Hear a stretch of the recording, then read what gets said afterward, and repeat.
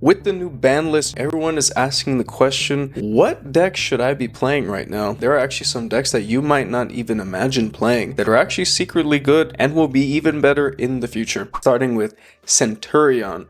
So Centurion, even though they lost Calamity, it really isn't a big deal, and I'll tell you why.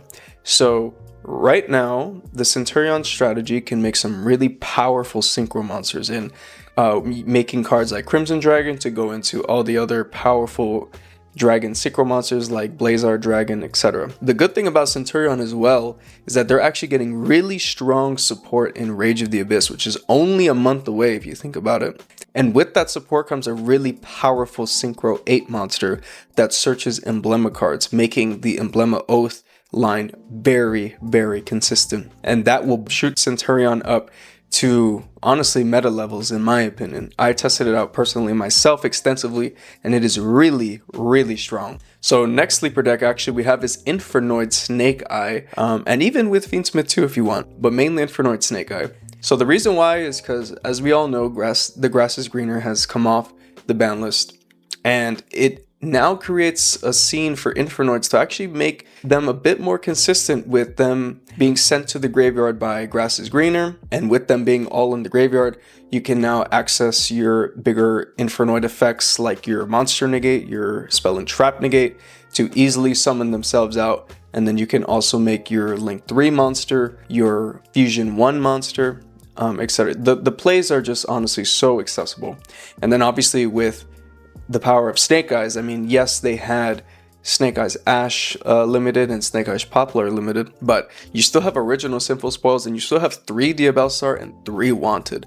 So that will still make the power of Infernoid, since it is a level 1 fire Decatron, that will still make it connect with the Snake Eyes strategy. And honestly, like I said, with Grass is Greener, it'll be really, really powerful. So something to definitely keep your eye on.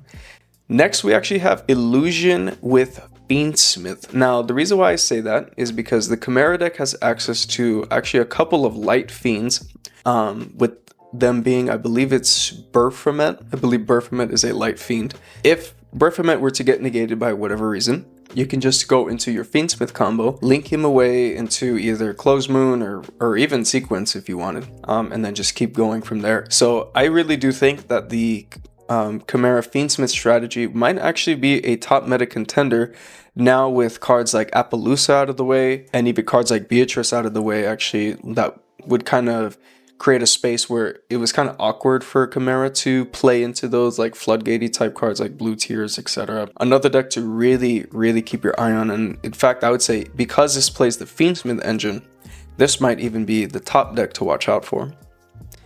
Next up, we have Lightsworn, got extremely, extremely powerful with The Grass is Greener. You can play this really strong pile deck of Lightsworn, maybe even play it going second so that you can have access to Thrust at all times, and you could really, really pop off with this deck now that you have more consistent milling. So really, really keep your eye on Lightsworn. And then finally, I would say the biggest sleeper of this ban list has to go to Drytron. Drytron really has some strong effects still.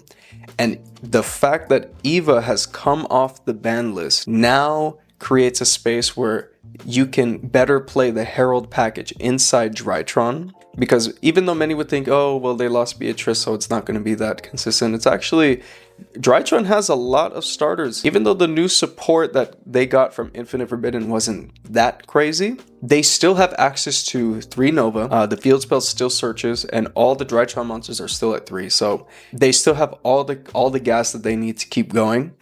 And the key thing about them too is, yes, many people think that they lose to Bestials and Shifter and DD Crow. Yes, that's true, but they have one of the better hand traps in the game, which is Orange Light, and Herald of Orange Light is one of the few cards that can negate Bestials and Dimension Shifter especially. Really good space for Drytron now that they have more ways to play around cards like Appaloosa because she's banned, and of course with the 3 Orange Light and now with Eva giving you access to more resources if you were to get Perfection out and things like that.